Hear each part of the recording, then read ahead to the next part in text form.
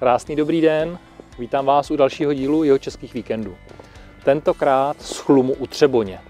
Městys na Třeboňsku, asi 2000 obyvatel, spousta zajímavostí, jak historických, tak samozřejmě i turistických. Zase krásný zimní den a jdeme se projít tímto krásným městečkem jihočeským.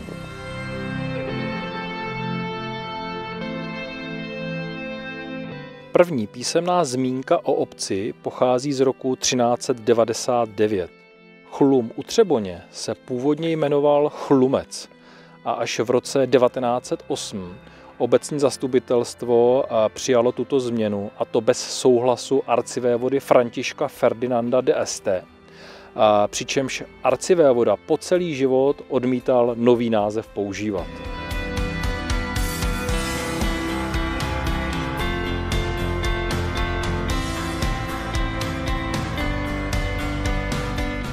Jednou z dominant Chlumu u Třeboně je i tento krásný kostel farní na Nebevzetí Panny Marie, takzvaný Malý Mariacel.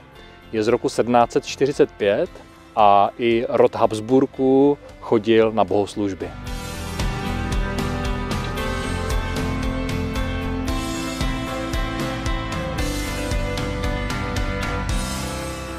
U kostela začíná tato nádherná křížová cesta, která vede až k samému zámku, a je to nějakých 400 metrů.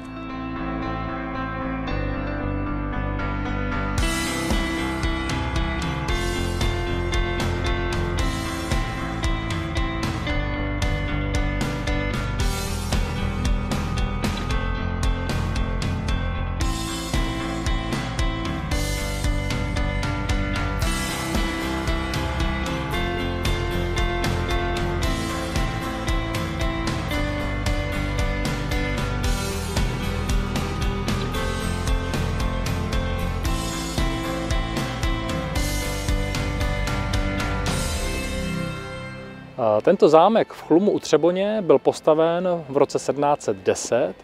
V roce 1861 začal patřit arcivévodům de Este a začátkem 20. století byl neobarokně upraven. Patří k němu samozřejmě zámecká zahrada, která je přístupná a je to jedna z možností procházek a návštěv tady v Chlumu u Třeboně. Bývalé sídlo Františka Ferdinanda de Este se svým lesnatým okolím, výstavným zámkem a rozsáhlým anglickým parkem se stalo od roku 1925 vyhledávaným letoviskem, kterému dominovaly rybníky Staňkov a Hejtman. Oba tyto rybníky měly dno i břehy pokryty jemným pískem a jediným konkurentem jim v té době byly doksy s Máchovým jezerem.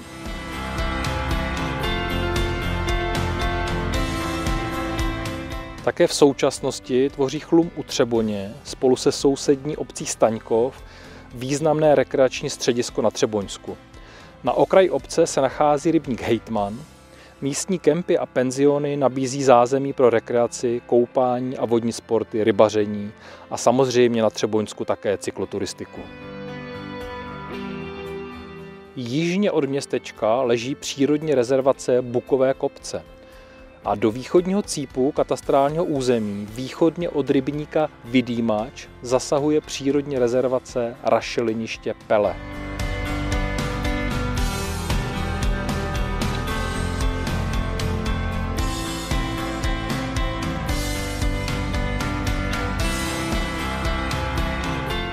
Takže to byl další díl Jihočeských víkendů.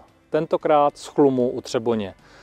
Rybník Hejtman, dominanta, spousta zajímavých historických památek, možnosti procházek a samozřejmě na jaře a v létě cyklistika, turistika a vodní radovánky. Takže se těšíme v příštím díle. Na viděnou, mějte se moc hezky.